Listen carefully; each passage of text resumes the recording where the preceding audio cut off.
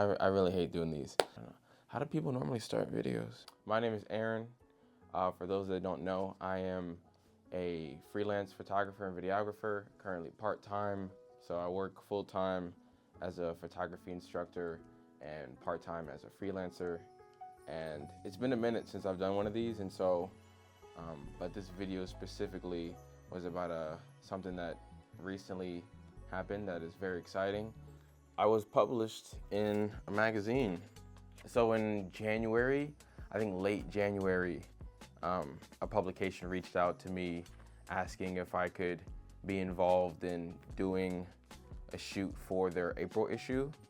And I said yes, obviously, because this is my first time being published, and I thought it would be really cool. I guess the real part of this video is I wanted to give like a bird's eye view. I wanted to zoom out and kind of see the big picture of how I even get here, because as a photographer, or really in almost any industry where you're trying to be successful, a lot of people gatekeep stuff. And so I feel like I kind of wanted to break it down to see like, how do we get to this point? You know, this is pretty crazy front cover of a magazine, you know, and I'd never expected to even get this far. So backing up a little bit, I would say maybe a year and a half post-grad, my main method to getting clients, I would say about 60-40, would be reaching out on Instagram. A big moment for me was realizing that you have to find a client that you want to work with. So for a long time, I was DMing clients, hey, here's what I do, I'm in your city, here are, you know, my packages and things like that. And then for a while, you know, you get crickets, you get people that DM you back and they're excited, and then they hear your prices and they kind of back off. So I was doing this for a year. One of those clients was a brewery in Philadelphia. I reached out to them, you know, just my normal typical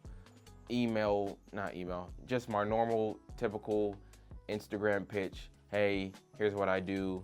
I would love to work with you. And they responded.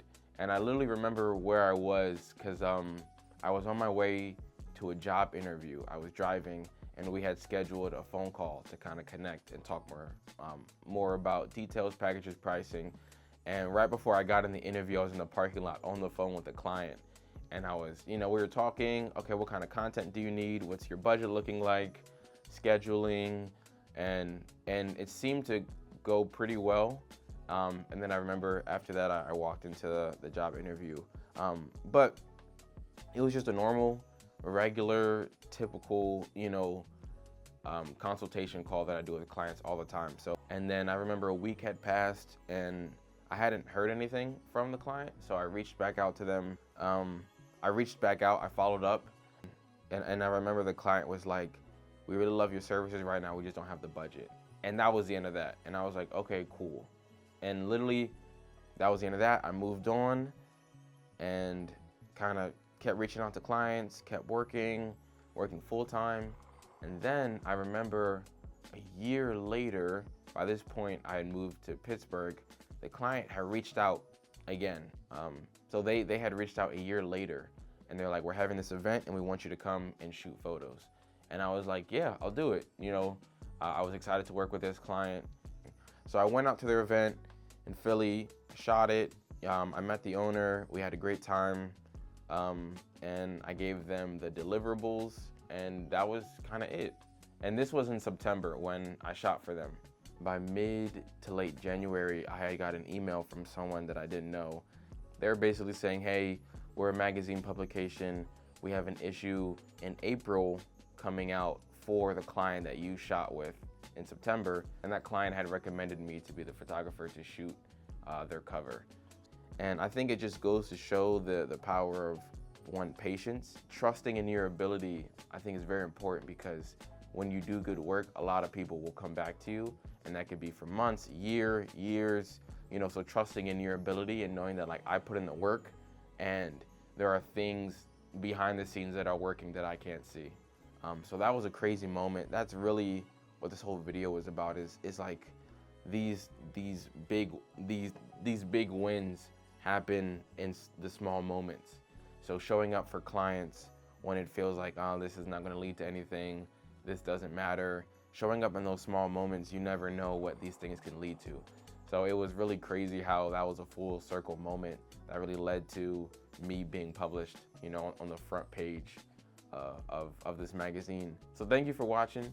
Thank you for, you know, investing in this journey, and I hope you learned something. I hope, you know, if anything, you learn that the wins that you see on social media, or, you know, these things that happen that are so grand, they really start from day-to-day hard work that you don't really see, and it doesn't always look like, you know, someone just shows up at your doorstep with this big opportunity. It's usually work that goes into that, and you gotta kind of put yourself in the positions to find these opportunities, to make these connections, sometimes even take a lower pay just to get your foot in the door. So that's really the main lesson of this whole story, and it's really exciting to know that these things do pay off. And if you're in a position where you're just starting off freelancing, or you've been doing it for a while and you can't find success in it, like there are things working behind the scenes that you have no idea. And if you just keep going, you keep doing consistent work, these things are going to work out and hopefully lead to some big opportunities. So yeah, that's it.